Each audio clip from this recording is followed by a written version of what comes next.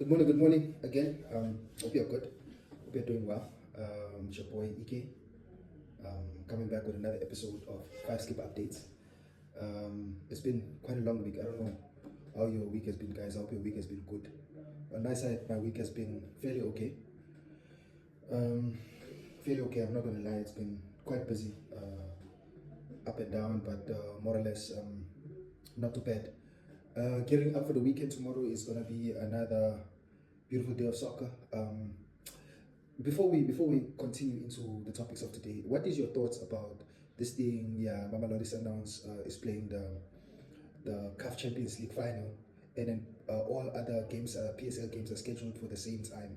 There's a lot of chat about that, and the football fraternity in South Africa is not quite happy about that. In fact, they are very disappointed, and they feel as if the chairman is contributing negatively towards that, as also the chairman or the president of the PSL. So, in the comments, please tell me what you think about that. Personally, I feel like we were supposed to at least give some respect to Mamelodi Sundowns, as they are very contributive to the South African football in general.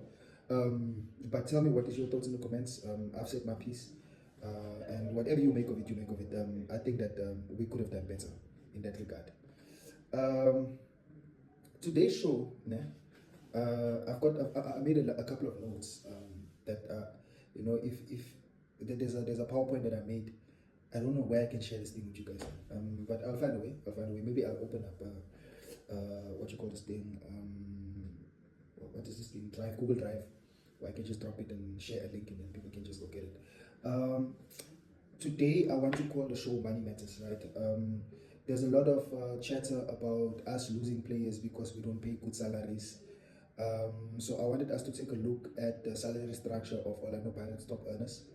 What I want to note is that the salary structures that I've retrieved, they are coming from different citations or different newspaper outlets, reports. They are not my own. I didn't make them up, but it's out there in the media. I think maybe you have seen it as well. I just wanted to make a video about it, about the salary structures of the Mighty Buccaneers, how it's going. Tell me your thoughts in the comments. What do you think? Do you think the players deserve, the ones who are getting this money, do you think they are deserving it? Why do you think they are deserving it? Do you think they are not supposed to get that much? You can just let me know in the comments below.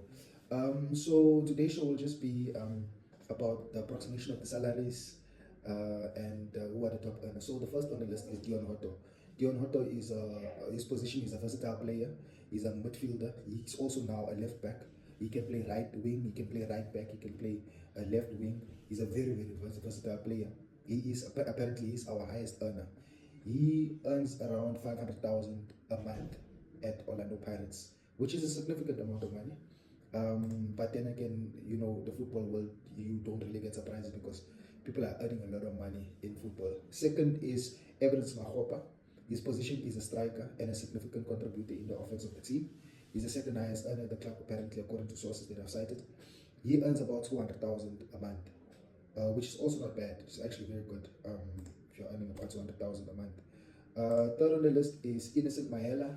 His position as defender. He's set to go into a different role at the end of the season. He's a club captain at the moment, and sometimes I think he's also a PRO, public relations officer. He's a spokesperson for Orlando Pirates. He earns about 150,000 a month. Then there is Zakhele Lepasa. His position is a striker, and when he's available, he's a very good player, but he's not been available for the longest time. And I don't know what the clauses are when a person is injured, but I think the contract stipulates that even if you are injured, you still get that money. He earns about 150,000 a month as well. Then it is Goodman Mosele, position of midfielder, recently returned from loan from Chipa United, earns 150,000. Miguel Timm, position is a midfielder and key playmaker. He earns 120,000. According to sources, his contract is not going to be renewed, and he will be leaving at the end of June. Tim has been a very good contributor for us in the last 3 years, not this season, but the last 2 years, 3 years. He's been a very, very good player for us. I liked him a lot. But last season, this past season, this current season, he's not been performing well. I think he's getting an injury. He's getting old. I don't know. The body maybe doesn't want to go further. Then there's Olisa Ndah. Position is a defender. Very good acquisition. I think this was a very good purchase. And is a great defender when he's available. The question mark will be, will he still be available? Not available. Will he still be so good once he returns from his injury? Because players tend to be not the same player after an injury. Same with Tim. He earns 107,000 per month, which is a significant amount of money as well. And then I made a list. I got a list of the other higher earners who has left the club already, which is Kermit Erasmus. He left and he was on 350k a month. Richard Ofori was on 300k a month. Fortune Makaringa was on 185k a month. Vincent Pule 150k a month. Thabiso Monare Vincent Pule was on 170,000 a month, and then Monare was on 150k a month. So the estimated monthly savings for the club was 1.15 million per month that we are saving since these guys have gone. So my thoughts on this is, guys, I feel like we are producing competitive salaries, but in terms of the top three, we are not so competitive. When we look in terms of the best salaries in the PSL, we are number 3.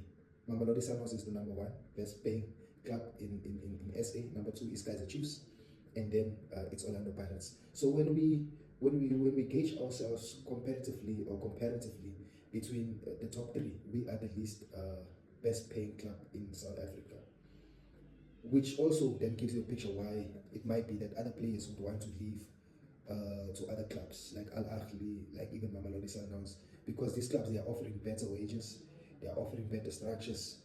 They will also be getting accolades when they are on that side. There are reports even suggesting that Peter Shalulile is earning up to 1 million a month. So you see, from the top 3 clubs, the approximation of Mamelodi Sundowns is 500k to 1 million for their average salary. Kaizer Chiefs is 300k to 800k, and then Orlando Pirates is 250k to 700k. So you can see there's a clear difference between us and the other 2 clubs. Then other players, the reason why other players are not disclosing their salaries, or other salaries are not disclosed, is one is contract confidentiality, competitive advantage. Maybe another club wants to poach the player if they know that this guy is earning a little and we can offer him more. The player safety in South Africa, safety and lifestyle is something that players might be like, look, hey, if people know how much I earn, they might want to come from me, that paranoia. And then media leaks are selective, because it's usually the high profile players that the earnings are usually disclosed. So in my conclusion, it's for me, if we really want to be competitive in the market. So in my conclusion is, if we want to attract the best talent in South Africa, we'll have to maybe upscale our structure.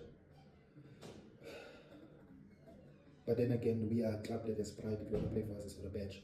So there are things that we might try to do better, but if we are realistic, we'll have to maybe upscale our salary structure. Because it's a business at the end of the day. It's a business at the end of the day. All in all, for me, I think that it's not bad salaries that are being paid by the Buccaneers. It might just be that it's not enough for the top players.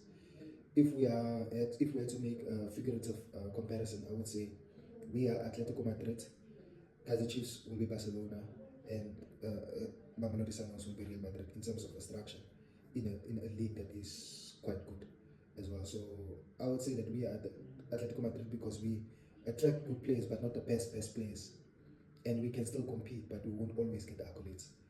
So Barcelona went through a dip, but they are still paying good salaries. So Kaizer Chiefs is going through a dip, so they must see how they are becoming competitive, because it's very good for South African football anyway. So guys, that is just an update on salaries. Thank you so much for watching. Thank you so much for joining in. I really do appreciate every like, every follow, every comment. If you made it to the end of the video, please hit me a like. If you like more of this comment, just tell me what you think we should talk about next. But thank you so much for always supporting. Hope you guys are well. Enjoy your weekend.